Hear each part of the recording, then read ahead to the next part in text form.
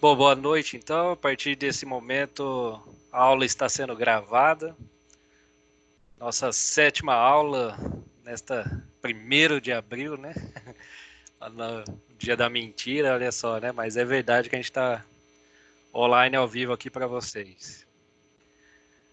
Bom, nas duas últimas aulas, então a gente falou das gerações dos computadores, né? Hoje a gente faz a terceira aula dessa unidade, da unidade 2. Então, como a gente viu anteriormente, como foi a evolução de cada geração dos computadores, né?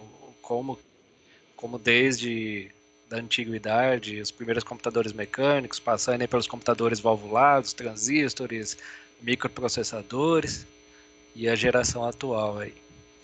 Mas hoje o tema então é o contexto social e a dinâmica de toda essa transformação tecnológica. Na pré-aula eu coloquei um vídeo do YouTube para poder acompanhar, vocês também terem um pouquinho de aprofundar um pouquinho mais do que seria esse contexto que a gente vai falar hoje, desde vindo a gente vai abordar ali dos anos 60 para cá, né, mostrar essa evolução, o porquê que aconteceu essa evolução tão forte, tão rápida, né, da tecnológica nessa área da computação, principalmente focando ali no Vale do Silício. Então, para assistir essa pré-aula aí, ou você pode digitar aí esse endereço, ou com o seu leitor, o seu celular, você faz a leitura do QR Code, ok? Vamos em frente.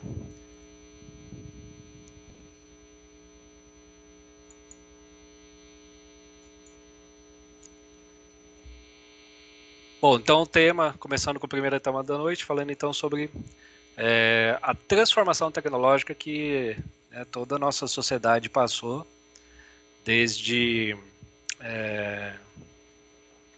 essa evolução da computação, vindo desde então lá dos primeiros computadores que realmente tiveram um emprego prático e comercial, como a gente viu nas duas aulas anteriores. Então, para que a gente tenha uma ideia de por que toda essa efervescência, né? O porquê que tudo isso aconteceu em tão pouco tempo, se a gente pensar desde que a gente viu da evolução, desde lá do Blaise Pascal, quando ele bolou a primeira máquina mecânica de calcular dele, até chegar realmente num computador que tivesse uma aplicação prática, foram mais de 60, 70 anos, né? Quase 100 anos. E dos anos 40, quando a partir da Segunda Guerra Mundial, em que os computadores passaram a ter essa aplicação mais prática, né? Desde da máquina Enigma, por exemplo, para decifrar os códigos dos nazistas, né, de secretos. Da Segunda Guerra Mundial para cá são aí pouco mais de 70 anos, e a evolução foi muito rápida, muito forte, né?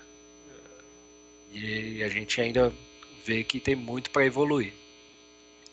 Mas vamos entender um pouquinho desse contexto, por que que isso aconteceu, né? Por que que aconteceu toda essa evolução tão rápida e tão focada em praticamente um lugar só. Então vamos lá para os anos 70. A gente acompanhando as histórias aí, a gente vê que praticamente, né, toda essa evolução da computação ocorreu principalmente nos Estados Unidos. Claro, teve contribuições da Inglaterra, principalmente na criação do computador para decifrar os códigos nazistas, né? Isso aconteceu na Inglaterra com Alan Turing, mas toda a evolução visando o lado acadêmico e comercial também, principalmente, aconteceu nos Estados Unidos, né? Ali anos 40 ainda, os computadores valvulados, depois, como a gente vai ver, a criação, a invenção do transistor foi um fator muito determinante para que reduzisse o tamanho dos computadores e proporcionasse uma produção em massa que tornasse viável o computador ser comercialmente, né, viável. E a gente vê que a raiz de tudo isso, né, de todo esse impulso tecnológico que veio da Segunda Guerra, anos 50, dos anos 60, quem injetou, né, mais pesquisa e fomentou bastante para que isso desenvolvesse foi o setor militar. Né? Se você vê desde o ENIAC, os primeiros computadores, todos eles tinham o foco militar. A própria internet nasceu de um projeto militar, né, acadêmico e militar. Então, tudo que foi investido em pesquisa para a tecnologia militar acabou beneficiando a sociedade como um todo.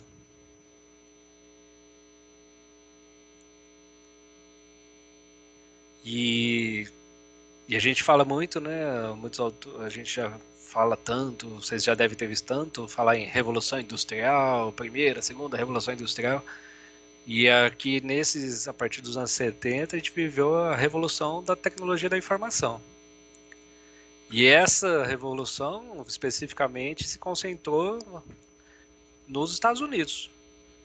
E como a gente vai ver, muito focada no Vale do Silício, né?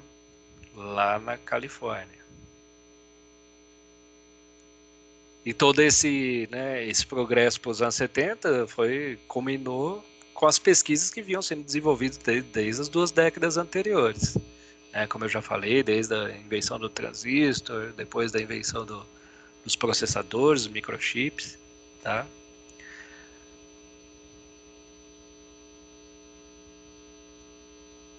E o que estava acontecendo nesse momento? Por que essa revolução foi possível? Como eu já adiantei, a invenção do microprocessador. O próprio microprocessador foi capaz de tornar os computadores menores. O microprocessador tornou possível o microcomputador. Se até então, dos computadores inventados dos anos 40, 50 e 60 eram máquinas enormes, como a gente viu nas aulas anteriores, que uh, os primeiros computadores ocupavam edifícios inteiros. Depois, com a invenção do transistor, ao invés de um edifício inteiro, passaram a ocupar andares inteiros e depois salas inteiras. E esse tamanho, né, de um computador tornava inviável que ele fosse comercialmente interessante para se comercializar, para se vender. A gente viu até uma fala na aula passada aí de um presidente da IBM que na época falava que ele não enxergava no mundo inteiro, né, clientes em potencial, mais do que 50 clientes em potenciais para ter um computador. Isso em plenos anos 50, né? Olha que diferença de visão. E o próprio tamanho dos computadores também tornava inviável a produção em massa. Então, cada computador era praticamente artesanalmente construído, né? Então, o advento do microprocessador possibilitou o microcomputador, e isso permitiu a miniaturização, toda vez eu enrolo com essa, né? Tornou possível miniaturizar tornar Pula, os entendi, computadores pode pular menores. essa parte. Vamos pular essa parte. Tornou os computadores menores, né? Mais fácil. Sim. E outra questão, né? Como a gente depois vai entrar na questão da telecomunicação, que depois também desembocou aí na internet, os avanços na telecomunicação possibilitaram, então, que os computadores se interligassem. Se, a partir de um primeiro momento, o computador era um auxiliar para fazer cálculos e para fazer controles de estoque, vamos dizer assim, por exemplo, se for pensar numa aplicação comercial, se for em questão de gerenciamento de folhas de pagamento. A partir do momento que houve essa possibilidade de interconexão dos computadores, acontece aquilo que a gente fala sempre na questão da globalização. Caem as barreiras físicas, né? É possível facilitar, transmitir dados, transmitir informações que antes teriam que ser transmitidas fisicamente, através de carta, malote, correio. E a partir do momento que os computadores diminuem de tamanho, a telecomunicação facilita a comunicação entre eles, a gente começa a enveredar aí por esse caminho da computação, da informação não mais física, né, mas a informação em bits e bytes. Então, o microcomputador com a telecomunicação permitiu todo esse avanço da tecnologia até chegar no jeito que a gente conhece hoje. E já que os computadores diminuíram, foi possível ter uma aplicação comercial para esses computadores, aí voltou-se os olhos para o software. Quanto mais microcomputadores haviam no mercado, mais necessidade de softwares surgiu para que tivesse aplicações práticas esses computadores. Então, a partir daí, houve a primeira fase da revolução tecnológica foi o hardware, o computador em si, ele tornando-se menor e baixando o custo e podendo ser fabricado em massa. E em seguida vem a segunda onda, que seria a necessidade de software, sistemas operacionais, programas, né, que atendessem tanto aplicações acadêmicas quanto aplicações online, aplicações comerciais. Então, veja que campo fértil, né? Essa época que foi aí dos anos 70 para cá. Imagina como que devia ser um centro de pesquisa, por exemplo, do MIT, o próprio Stanford, como nós vamos falar daqui a pouquinho, que Stanford fica na região do Vale do Silício. Então, tudo era novo, né? Todo mundo tinha a possibilidade de criar e fazer, né? Tudo começou em garagens, né? Se você pensar na história de Bill Gates, na história de Steve Jobs, vou até recomendar um filme daqui a pouquinho, mas nessa efervescência toda, mundo de possibilidades se abrindo na frente deles, em cada garagem lá, a molecada estava criando uma empresa, né? Inovando através dessas possibilidades de uso de hardware e novos softwares. E aí, então, a gente vai para o tal do Vale do Silício, né? Que a gente escuta falar tanto.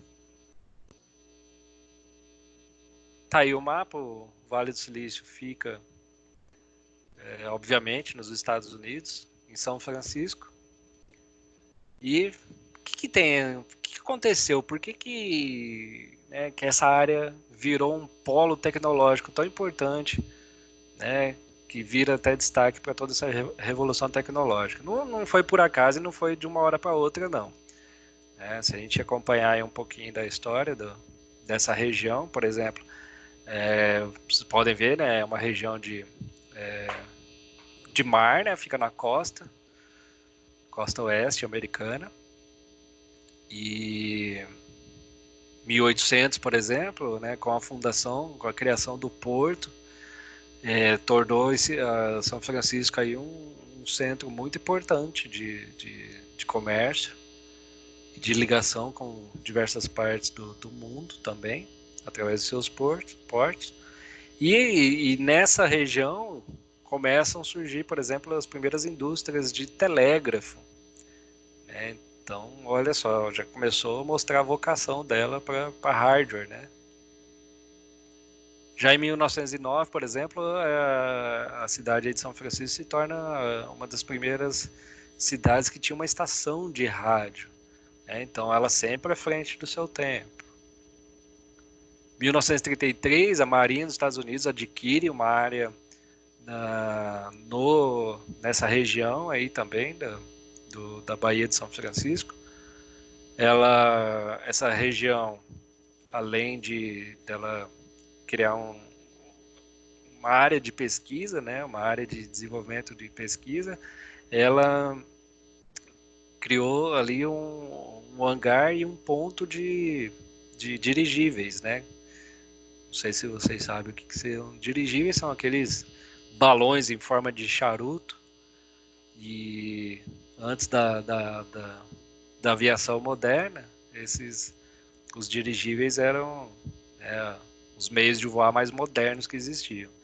E justamente pela Marinha ter feito nessa região esse centro de desenvolvimento, pesquisa e hangares dos dirigíveis, acabou semeando, né, plantando uma sementinha ali do que depois viria a ser, né, um importante centro da indústria aeroespacial. Antes mesmo de Houston, foi nessa região que começaram algumas das primeiras pesquisas aeroespaciais. E como a gente vai ver adiante, até mesmo uma dessas empresas situadas nessa região participou ativamente do projeto Apollo, né, o projeto dos americanos de colocar o homem na Lua. 1939, então nessa região tem a Universidade de Stanford, 2 estudantes dali, né? Talvez pelo nome vocês, né, comecem a imaginar a importância dessa universidade, do seu centro de pesquisa para toda a revolução tecnológica. 2 estudantes deles, o Bill Hewlett e o David Packard, eles fundaram nada mais, nada menos do que a HP, né? E acredito que vocês conhecem, vocês sabem que empresa que é essa. Duvido que vocês nunca ouviram falar das calculadoras HP ou das impressoras, né? Ela ficou aqui pra gente ela ficou mais famosa pelas impressoras. Impressora, né? E tudo isso, ó, veio dessa época. A HP foi formada em 39, exatamente. 2 estudantes, eles ainda eram estudantes, se uniram, né? Especialistas em eletrônica, nessa parte eletrônica.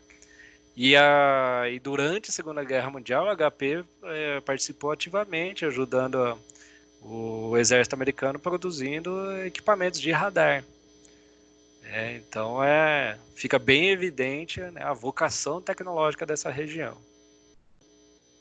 E claro, a gente tem que focar bastante que muito disso vem das universidades também da região.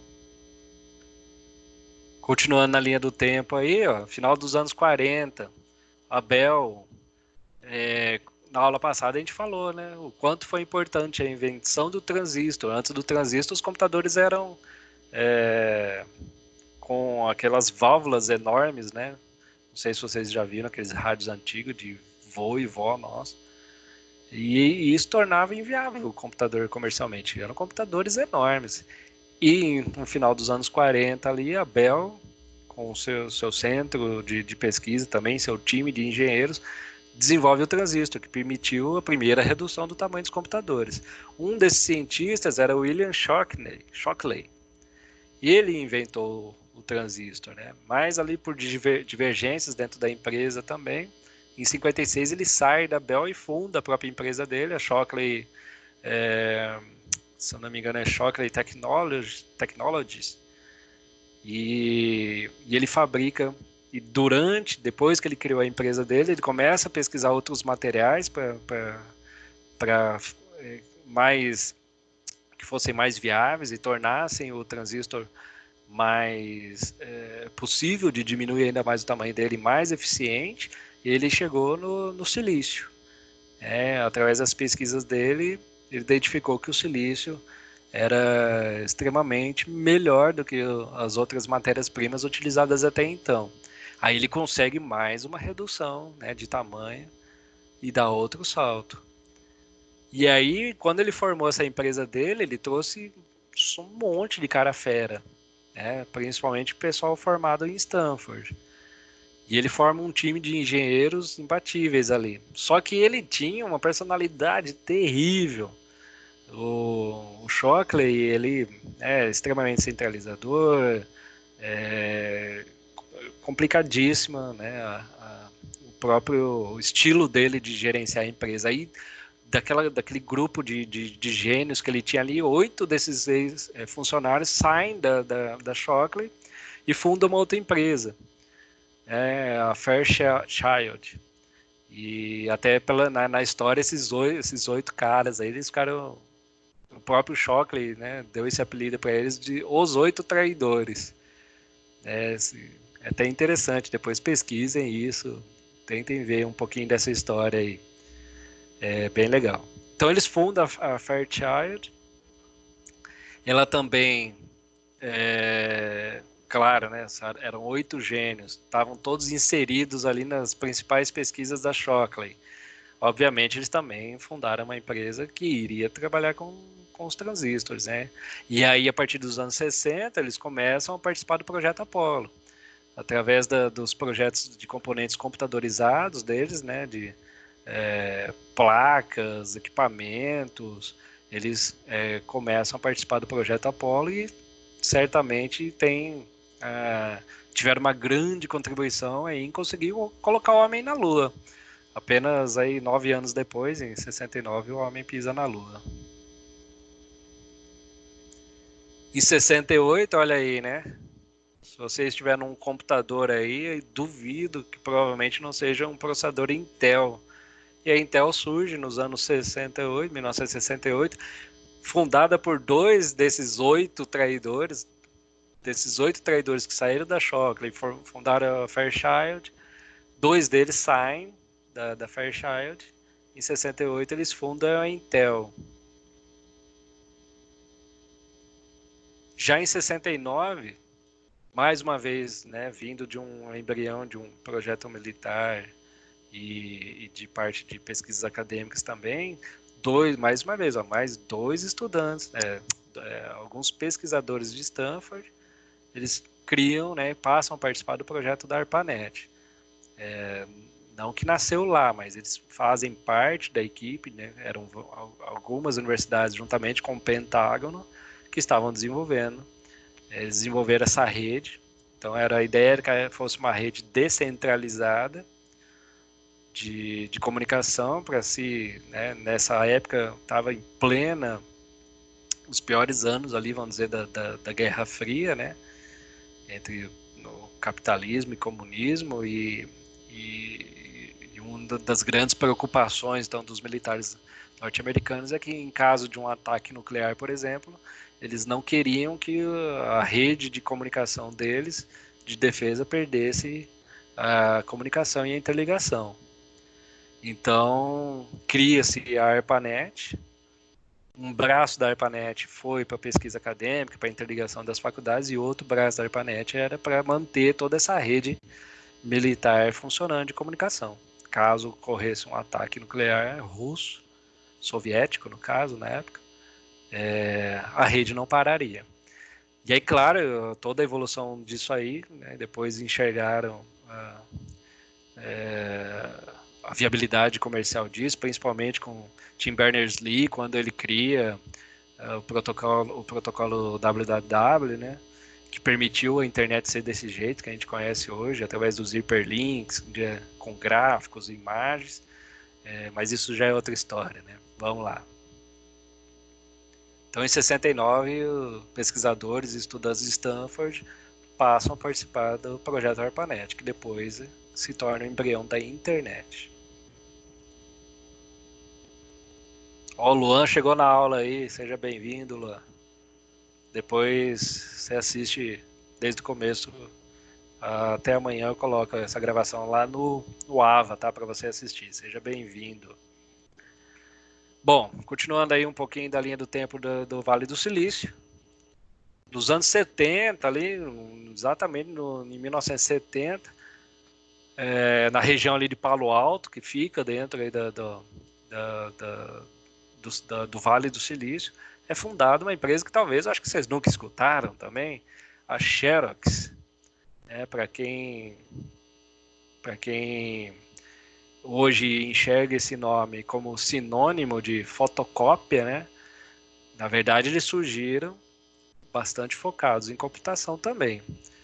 Para quem não é o filme que eu vou recomendar hoje, mas naquele filme Piratas do Vale do Silício, para quem já assistiu, que conta a história ali do início de Bill Gates, início de Steve Jobs, com Bill Gates fundando a Microsoft, Steve Jobs fundando a Apple.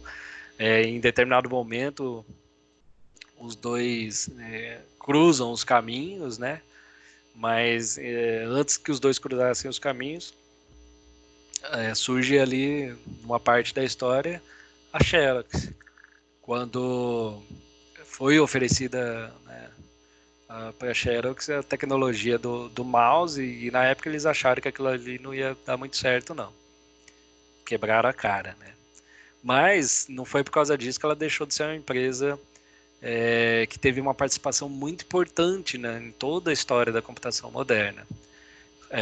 Partiu deles aí importante desenvolvimento né, de protocolos de comunicação de internet, a própria criação de impressoras e pelos equipamentos que elas ficaram bastante conhecidas, que as fotocópias, que até virou sinônimo de Xerox, virou sinônimo de fotocópia, e inclusive no desenvolvimento das GAIs, né, interfaces gráficas para o usuário. A partir da pesquisa deles de desenvolvimento de interfaces gráficas, é que Bill Gates rouba um pouquinho dessas ideias, na verdade Steve Jobs rouba um pouquinho dessas ideias, Bill Gates rouba do Steve Jobs, dessas, é uma roubalheira só assim, mas tem que assistir o filme para entender.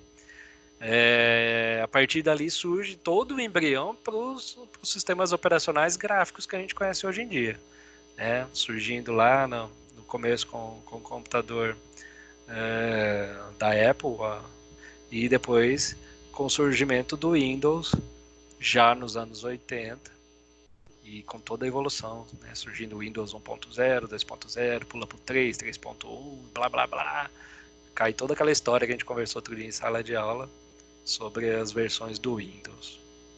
Então o Xerox teve papel fundamental em toda essa evolução tecnológica e está lá, ela está no Vale do Silício. Só que até então ninguém falava assim, ninguém chamava essa região de Vale do Silício. E aí até que em 71, um jornalista, o Don Hoffler, ele estava escrevendo diversos artigos sobre as empresas instaladas ali, e ele apelidou, ele falou, olha, as empresas que estão aqui no Vale do Silício, justamente porque como a gente viu, o silício se tornou uma matéria-prima importante no desenvolvimento dos transistores e dos microprocessadores. Então, muitas regiões, muitas empresas passaram a se instalar nessa região. Primeiro, por ser uma região estratégica de porto, de facilidade de entrada, importação e exportação de componentes. Segundo, pela mão de obra, produção, vamos chamar assim de mão de obra, para o Stanford, uma faculdade de ponta, formando ali os melhores engenheiros, né? Então era uma área muito efervescente para todo esse desenvolvimento tecnológico. Então, nessa sequência, nesse bando de artigos que ele estava escrevendo, ele citou em um momento lá o Vale do Silício, e o negócio pegou de tal maneira que até hoje, né, essa região é chamada desse nome, e pelo mundo todo surgiu aí intenções de copiar, né, essa região. Nós temos nosso caso, o Tupiniquim aqui, Bauru mesmo, tem a Sandwich Valley, né, que é um projeto de mapeamento e fomento de startups. Vale a pena vocês pesquisarem também e participarem, se for o caso. Bom, e aí então nessa quantidade, nesses artigos que ele escreve, então fica bastante evidente que toda essa região é um celeiro, né? Se tornou um celeiro de indústrias tecnológicas. Uma foi atraindo a outra. Para vocês terem uma ideia, nesse começo ali, né, em que ela cresce, se torna tão evidente a importância dessa região, ali anos 70, 80, o que mais marcou essa área foram as indústrias de hardware. Tá aí Apple, Atari, a Oracle, não é o caso da Oracle, mas ela era ali um invasor no meio de tantos produtores de hardware. Temos a Intel, a HP, a Xerox, a Bell.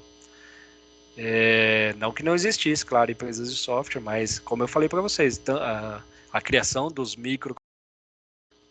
toda a de mais desenvolvimento de software, então surge ali Oracle, surge Microsoft, mas o forte, a grande maioria realmente ainda eram as empresas, as indústrias de hardware.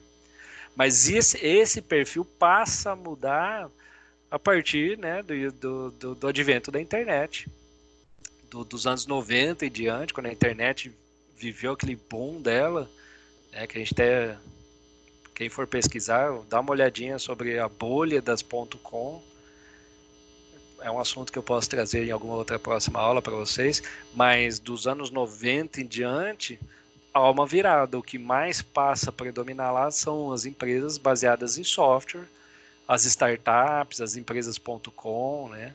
Tem aí, vamos ver se vocês conseguem identificar todos os logotipos, tem Yahoo, eBay, o Uber, né, das mais recentes, nas que estão aí nessas imagens, Twitter, PayPal, Facebook, Instagram, né? O Facebook adquire Instagram, o próprio Google, né?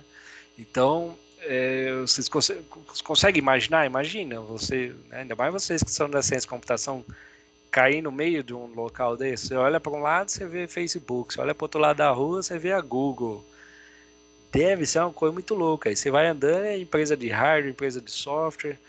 Então, é toda uma revolução que aconteceu, se instalou nessa Bahia, né, de São Francisco ali, nessa região conhecida como Vale do Silício.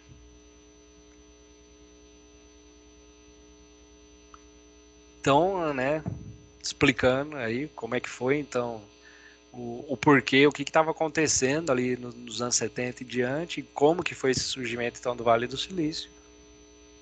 Aí a gente passa, então, para o próximo assunto. Os modelos, atores e locais da revolução da tecnologia da informação. Quem adivinha onde era o local de toda essa revolução? Era na Europa? Era na Ásia? Era no Japão? Não. Tudo estava acontecendo nos Estados Unidos. Vamos lá ver.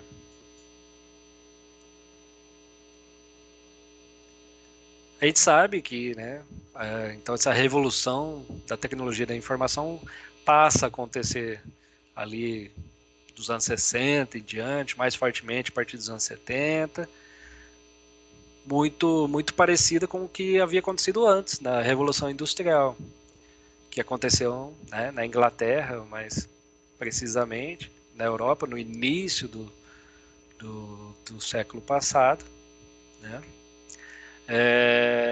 Se a Revolução Industrial teve como berço a Europa, e depois, claro, migrou para a América também, mas a revolução da tecnologia da informação, com certeza, foi, né, nasceu em berço americano, norte-americano, e com essa tendência californiana, né, de estar toda lá concentrada no oeste, né, no lado oeste americano. Mas tanto nos dois casos, tanto na Revolução Industrial quanto na Revolução da TI, foi muito essencial, muito importante a participação de cientistas e industriais de vários outros locais. Tá? Todos eles tiveram um papel muito importante, cada um dando a sua contribuição tanto para descobrir quanto para difundir novas tecnologias.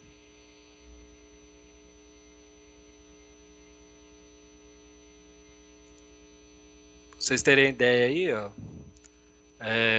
países que contribuíram fortemente para a Revolução Industrial, França e Alemanha, por exemplo, já que a Revolução Industrial nasce mais fortemente ali na Inglaterra, através da criação da máquina a vapor, então a indústria deixa de ser manufaturada e passa a ser mecanizada.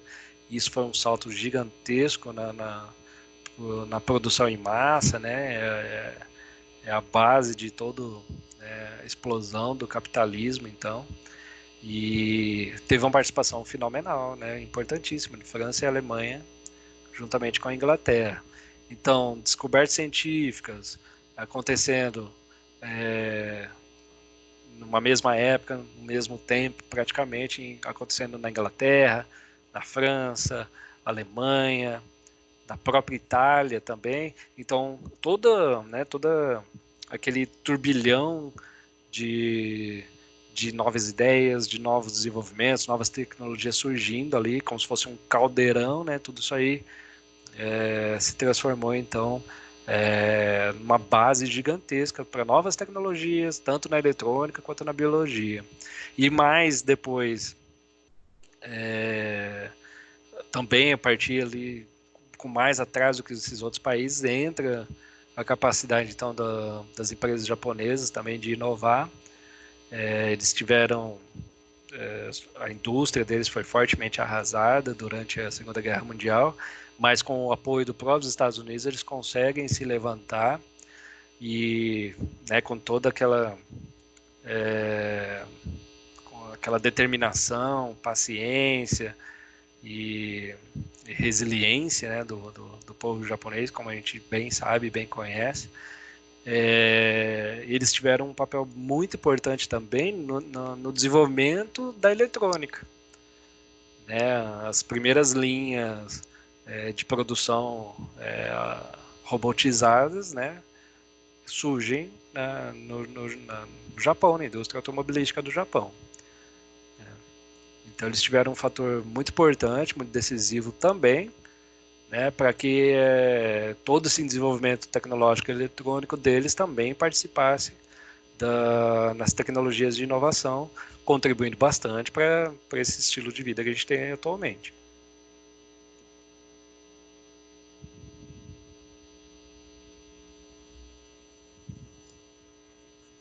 Empresas, instituições e pessoas extremamente inovadoras, né, americanos inovadores, eles não só participaram desse início da revolução, ali no comecinho da década de 80, como também continuaram a desempenhar e liderar o mundo todo nesse desenvolvimento tecnológico. Embora hoje a gente veja, por exemplo, uma atuação e participação importante da China em todo nessa participação tecnológica, mas ainda é muito liderada pelos Estados Unidos. A gente vê ainda muita na parte da China há mais aquela questão da mão de obra mais barata, das indústrias com grandes parques tecnológicos instalados, mas muito da invenção, muito do design, muito da inovação ainda é liderada pelos Estados Unidos. Mas como vocês, né, como a gente já tem certeza, já tem ideia disso, não há como negar aí a contribuição importantíssima e cada vez mais se destacando e talvez nem demore muito para que tomem esse papel de protagonista dos norte-americanos, é a presença aí das empresas japonesas, chinesas, indianos muito fortes também, coreanos, assim como também diversas indústrias na Europa, principalmente também na área aeroespacial, telecomunicações, indústria automobilística, todo esse meio aí se fortalece, se beneficia e contribui, né, muito com o desenvolvimento tecnológico, seja nessa área de biotecnologia, na área de telecomunicações, tá? Então, vejam que, embora tenha essa semente, tenha nascido lá no Vale do Silício, hoje a contribuição é mundial para toda a revolução tecnológica.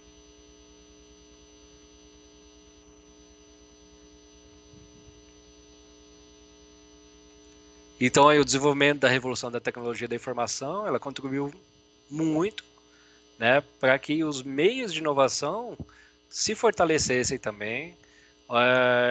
Nesses locais foram descobertos muitas inovações, né? Como a gente viu, criação do transistor, criação dos circuitos integrados, tudo isso naquele local acaba surgindo ali muita pesquisa, muito desenvolvimento, mas muitas vezes, né, como a gente até já viu aí, de muitas vezes, muitas dessas empresas surgindo em garagens a partir de experiências e ousadia de alguns alunos das universidades locais. Muito desse processo de desenvolvimento foi na base do tentativa e erro. Se vocês assistirem o filme lá, né, ou quem já assistiu o Piratas do Vale do Silício, vê muito disso, né? Aquela tentativa de conseguir desenvolver um determinado produto, muitas vezes na base do instinto, né? Errando, errando, errando, até que num momento consegue desenvolver um produto revolucionário. Então a gente fala que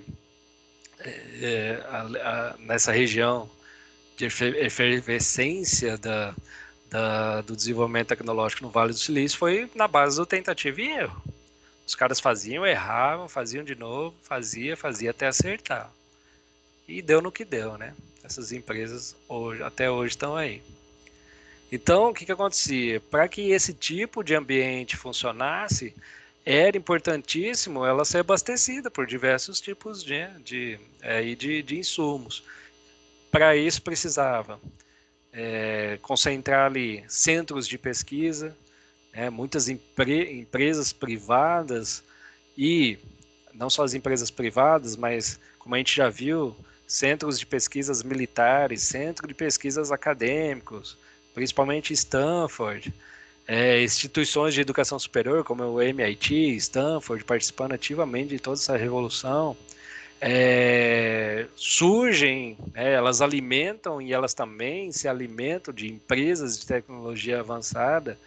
Toda uma rede de empresas surge em volta, no entorno do Vale do Silício. Se você for ver, fornecedores de componentes, fornecedores de diversos tipos de matérias-primas para desenvolvimento tecnológico acabam se instalando toda nessa região. Então, há uma formação de uma cadeia importantíssima de produtores com fornecedores, né? E em cima disso vem, né, os investidores. Para quem for acompanhar os filmes e os documentários que eu vou indicar daqui a pouquinho, fica muito evidente que toda essa tecnologia, todo esse ambiente, né, tecnológico desenvolvido na região atraiu muito investidor, atraiu muito investimento, empresas ali com capital de risco para injetar muitas vezes a fundo perdido. Porque, como a gente viu, essas empresas muitas vezes trabalhavam na base do tentativa e erro. Mas quando acertava, virava uma potência. Ok? E aí, uma vez que surge todo esse meio ambiente de sustentação tecnológica, onde de um lado eu tenho formação de mão de obra através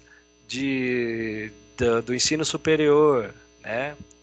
Eu tenho, por outro lado, uma indústria capaz de fornecer insumos, componentes.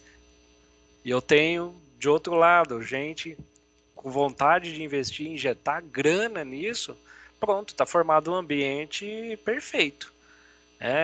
Eu tenho grana, tenho gente capaz e tenho matéria-prima. Misturar tudo e esperar a mágica acontecer.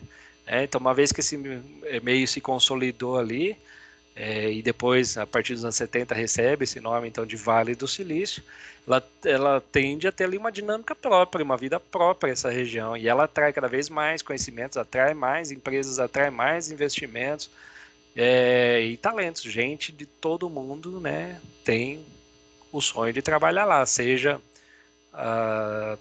como agora, como a gente está fazendo a partir de office e home, né? Home office, inverti, home office, né? Então, torna-se, né, um centro importantíssimo para o mundo e para toda essa revolução tecnológica.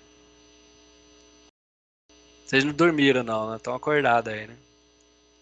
Vamos lá. Dúvidas até aqui, gente? Desculpa eu ter falado aqui. Luan, Nada, Rodrigo. tá tranquilo aí. Tranquilo? Tranquilo. Ninguém dormiu no teclado, ninguém babou aí não, né? Vamos lá então. Fechado esse tópico de modelos, quais eram os modelos de empresa, quem são os atores, participantes, os locais onde aconteceu essa revolução, aí a gente vai falar então dos paradigmas da TI, né, o paradigma da tecnologia da informação. Onde o primeiro paradigma diz o seguinte, que a informação ela é matéria-prima dela mesma. É uma coisa meio doida de se pensar isso, né? A informação é matéria-prima para ela mesma. Mas isso a gente já teve oportunidade de discutir também, talvez em alguma outra disciplina, aonde uma informação combinada com outra informação, ela agrega cada vez mais valor. Né? Então imagina uma região como essa, onde eu tenho gente inteligente, eu tenho empresas com os melhores times, tenho gente injetando dinheiro. É informação gerando mais informação que cada vez mais cria novas tecnologias. Então, são as tecnologias que estão agindo sobre a informação, não apenas a informação agindo sobre a tecnologia, como foi o caso de outras revoluções anteriores. Esse é o primeiro paradigma, então. Vamos ao segundo paradigma. Refere-se, então, ao quanto que essas novas tecnologias tiveram efeito na vida nossa, do cotidiano. Eu posso até deixar isso como uma reflexão para vocês. Vocês conseguem se imaginar sem tecnologia? Aliás, sem tecnologia nem essa aula estaria acontecendo hoje. Quando é que há um mês atrás a gente poderia estar... Eu acho que ninguém imaginava a situação. Vocês aí, graças a Deus, estão com a câmera desligada, porque eu não sei como é que vocês estão. Mas está todo mundo no conforto do celular, ligados via tecnologia, ninguém precisou se deslocar, ninguém precisou gastar combustível, ninguém precisou poluir o meio ambiente para estar na faculdade, mas estamos conectados, podendo participar, vocês podendo ver aí, com saudade de mim, vocês estavam com saudade de mim, podem me ver. Então, o quanto que essa tecnologia, quanto que essa revolução trouxe de efeito, na sociedade como a gente conhece hoje. Como que a informação é uma parte integral de toda atividade humana? Vocês conseguem se ver sem a tecnologia? Eu não consigo me ver. E eu tenho certeza que vocês devem estar balançando a cabeça aí, fazendo sim, não tem jeito. Nós precisamos da tecnologia. É ou não é? É impossível, né? Impossível, né? Impossível. Estão até estudando para isso aí. Graças a Deus. E olha, pensa bem, se não fosse nós, toda essa galera de TI, você acha que o mundo em tão poucos dias estaria vivendo essa revolução do cada um no seu canto, home office, Não, o mundo ia estar ensino à parado, né? distância? O mundo estaria parado. O mundo estaria parado. Imagina, vai, não precisa nem 10 anos, vai, 5 anos atrás fosse essa crise. Seria completamente diferente. É mesmo. Não é verdade? É mesmo. Como é que está a situação de vocês nas empresas? Vocês estão também, não sei se vocês estão atuando atualmente, mas aí, vocês estão trabalhando à distância também? No bico que eu faço lá, só não pode chegar gente e ficar lá, né? Aí não pode ficar cliente lá. Ah, entendi. Ah, mas então você não estão em home office, vocês estão Não. presencialmente. Tá. Vamos lá, então. Terceira aí, característica do paradigma da TI vem falar justamente da lógica de redes. Em qualquer sistema ou conjunto de relações, a presença, a necessidade da conexão em redes se tornou essencial. Então, mais uma vez, o exemplo aqui da gente, nós estamos podendo ter essa participação, podendo ter esse momento de aula graças à internet. Por trás de toda essa internet tem uma uma gama gigantesca de software e hardware, servidores espalhados pelo mundo todo, para garantir que nesse exato momento vocês possam estar tendo esta aula, né? Então é uma coisa muito doida se você pensar, né?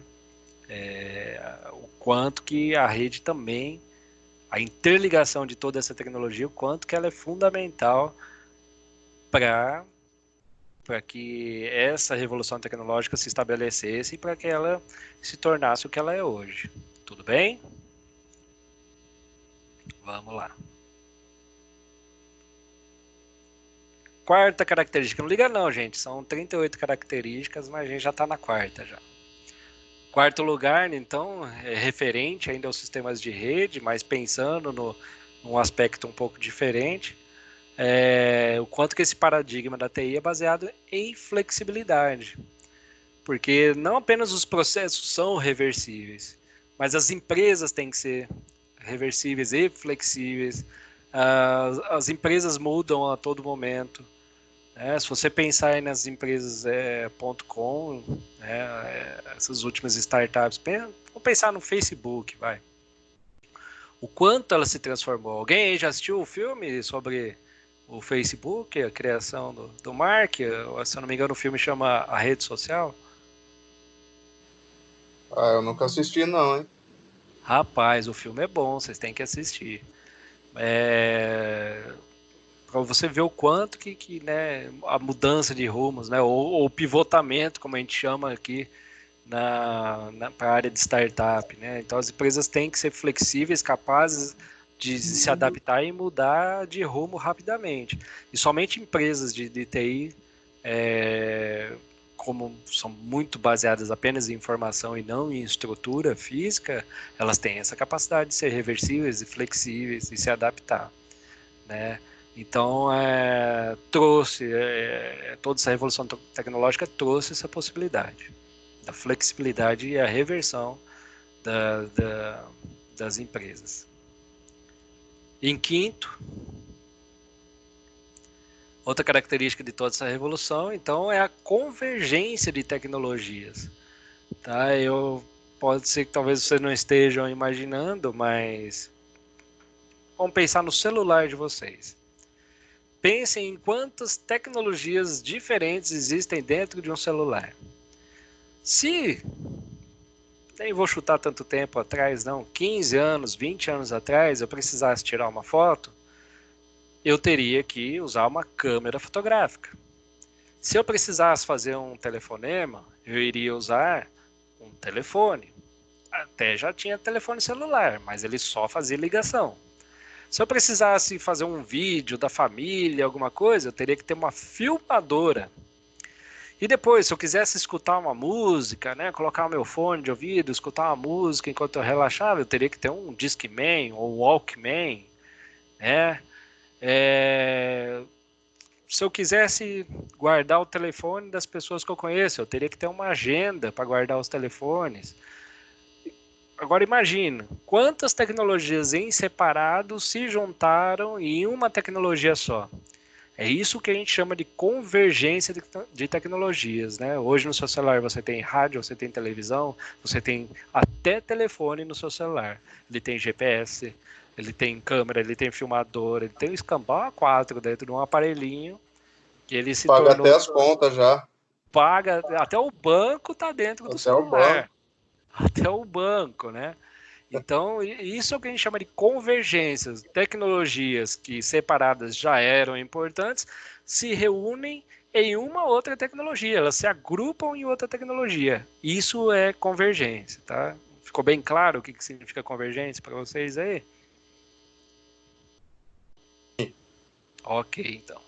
Então, as convergências de tecnologias específicas para sistemas altamente integrados, então, na qual trajetórias tecnológicas antigas, né, literalmente impossíveis de se distinguir em separado. O que isso significa? Se hoje você olha para o seu celular, você acha impossível separar, desassociar tanta tecnologia de um aparelho só, né, houve todo um caminho para chegar nisso. Se você hoje acha impossível, até muito pouco tempo atrás era tudo separado. Né? Então, essa revolução proporcionou a convergência das tecnologias também.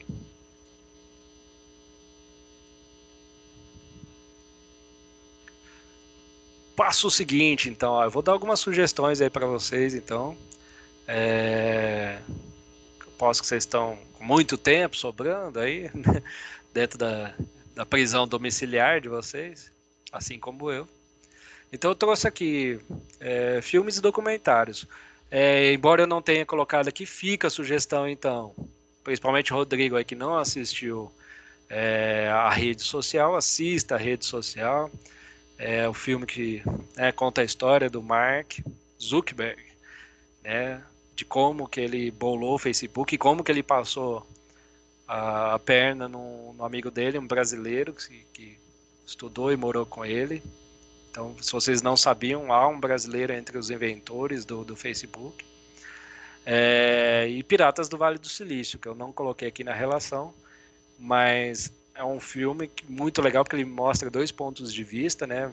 Um ponto de vista da criação da Microsoft pelo Bill Gates e o outro ponto de vista a criação da Apple pelo Steve Jobs e todo, né, o caminho que ele passou desde a expulsão dele da própria empresa dele. Se vocês não sabiam, Steve Jobs foi destituído da própria empresa dele e depois ele voltou como o salvador da pátria.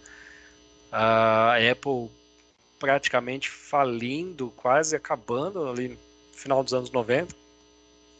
Steve Jobs, enquanto ele esteve afastado da Apple, ele cria lá a Pixar, por exemplo, né? Ele vai trabalhar nessa área de computação gráfica e depois ele volta como salvador da pátria para a Apple. Ele inventa, né, o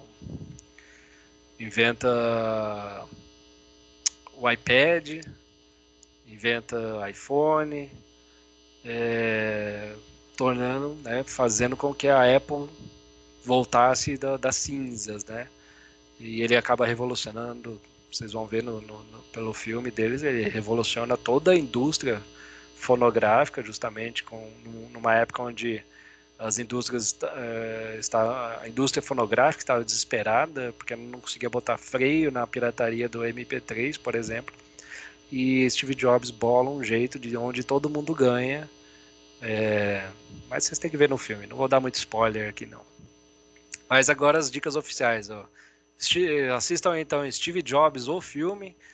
Tá o link aí do YouTube para vocês.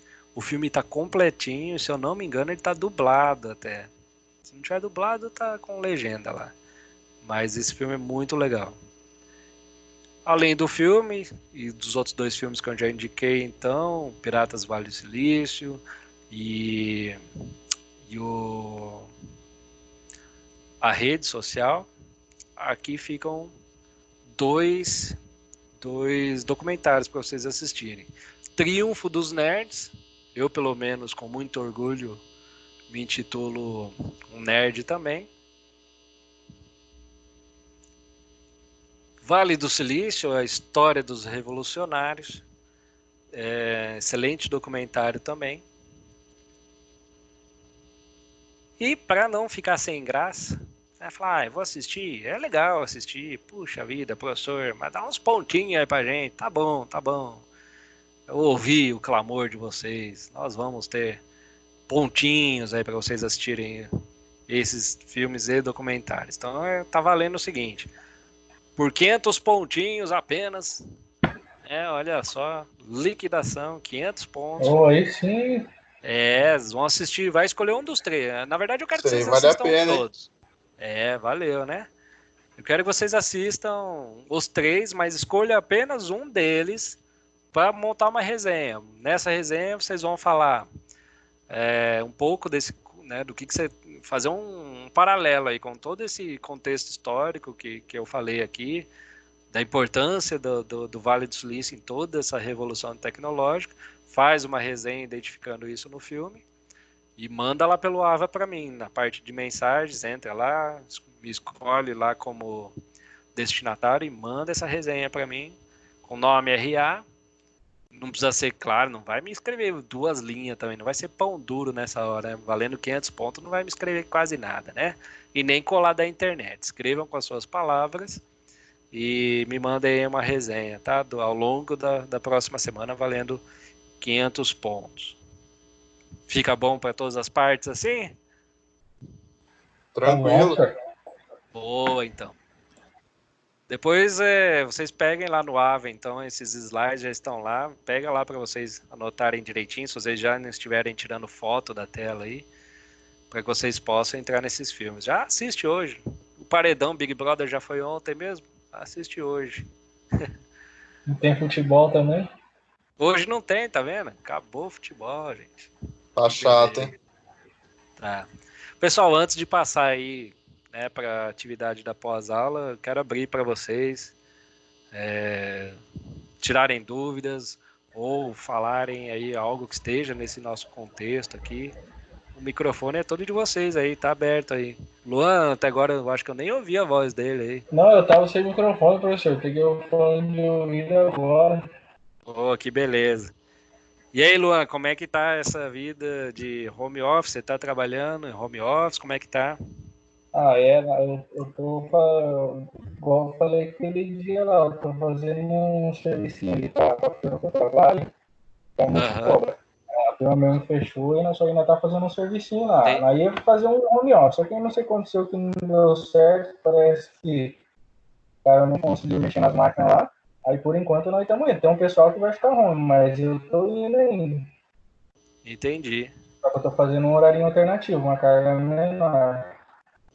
entendi. Mas usando tecnologia. É a mesma coisa, eu trabalho com cobrança, né? Então, só computador. Entendi. Então vejam aí a importância nessa fase aí de tudo, né? De tudo que a gente está passando, a importância da TI e de toda a tecnologia, né? Para que tudo funcione. Segunda-feira mesmo, como a firma fechou, aí até então não tem ninguém lá na área de TI. Segunda-feira deu um BO lá, parece que tinha caído o servidor, nós tivemos que ir embora, porque o cara só ia poder ir lá 8 horas da noite. Nossa Senhora. Meio-dia nós foi embora. Aí quando tem que pôr a mão na massa presencialmente, aí complica, mas quando tá tudo funcionando, é uma beleza. E aí, Rodrigão, alguma coisa para acrescentar aí? Nada, foi tranquilo. Fiquei sabendo da história aí, desde o começo, como surgiu tudo. Legal. Tecnologia dos Estados Unidos aí, foi tipo uma escadinha. Um saindo Foi. da firma e fundando o outro. É isso aí, exatamente. E Um aí, rodando o outro. e como eles foram fundando tudo um em volta do outro, né? Então foi criando um ambiente, foi criando um local onde uma empresa foi se estabelecendo do lado da outra e aí virou um panelão ali, né? Um caldeirão de tecnologia nova nascendo. Não, deu pra entender. Legal, então. Deixa eu, antes de encerrar aqui, vou tirar uma foto da tela nossa, mostrando vocês conectadinhos aí. Aí fui coisa sendo que eu posso dar print screen, né? Pera aí, moçada. Vai usar a tecnologia. Vocês têm câmera aí também? Quer ligar a câmera para sair na foto? Não, eu tô pelo Note, não tem. Tá bom, fica tranquilo então. Pessoal, alguma coisa que vocês queiram acrescentar? Tranquilo, senhor. Nada, tranquilinho. Agora eu Aproveitando aí, vou assistir esses links aí. isso, aproveitando que o Luan ainda não estava aqui, aquela hora que eu perguntei, vocês chegaram a ver as aulas passadas no portal? Eu acessei todas já, só não assisti assim, tudo por completo, mas os links eu já acessei todos já. Também, Tá, só fiz o Ava só, mas nem vi nada. tá. Avisa o pessoal que faltou que assim que essa gravação aqui ficar disponível também, eu vou jogar lá na semana 7 do AVA, mas que tem que assistir, viu? Porque o sistema está identificando aí pelo clique de vocês quem está entrando e quem não está entrando. E aí quando eles resolverem fazer a apuração das presenças, é isso aí que vai contar. Vocês vendo aula ou vendo gravação. Claro que eu prefiro vocês aqui no ao vivo, porque daí a gente pode interagir, a gente pode tirar as dúvidas de vocês caso surja. Mas eu peço que vocês façam a mesma coisa com todos os professores, assistam a aula dos professores, afinal de contas, não estamos de férias, né? A gente precisa ser ativo aí e continuar sem atrasar aí a formação de vocês, sem perder o semestre. Tá ok? Combinado? Beleza, estamos assistindo aí todas aí. Beleza, então. Vamos lá, então, só para encerrar. Na pós-aula aí, eu tenho também um documentário aí para vocês, que chama Criatividade e Evolução. Também falando um pouquinho aí sobre todo esse, para dar um pouquinho de contexto sobre o que aconteceu nesse período aí dos anos 60, 70 para cá. Só digitar o link, ou só depois pegar o QR Code aí, tá tudo certo. Pessoal, para encerrar então, quero agradecer a presença de vocês, agradecer. O lanche chegou a atrasar, né? Porque agora não pode falar que o ônibus que atrasou, né? Porque. Não, eu tava sem sinal da internet, senhor. Ah, bom. Acabou aquela história de ônibus atrasado, né? Agora tem que estar em casa todo mundo. Então tá bom. Puxa lá a orelha de quem faltou aqui, fala para eles pegarem amanhã a gravação, se até amanhã já estiver lá. Semana que vem eu espero vocês aqui ao vivo de novo. Até o momento eu não tenho notícias para dar para vocês ainda sobre final disso que está acontecendo. Ainda não Agora tenho acho que vai demorar mais um pouquinho, né? Assim, a tendência é que prorrogue alguma coisa. Vamos ver o que vai acontecer, tá? E justamente por causa disso também eu ainda não tenho como dizer para vocês como que vai ficar nossas provas, tá? Mas Nossa, então por isso que é importante vocês continuarem estudando, acessando materiais, participem de todas as aulas, tirem as dúvidas como se vocês estivessem lá em sala de aula, porque a gente não sabe como é que vai acontecer e se na hora que voltar pode ser que já volte tendo prova. Então, ralem, estudem, aproveitem esse momento para não deixar nada para trás. Tá bom? Beleza. Beleza, então fica aqui meu abraço para vocês, meu muito obrigado. Até quarta-feira que vem. Beleza, valeu, senhor. Abraço, tchau, tchau. Falou.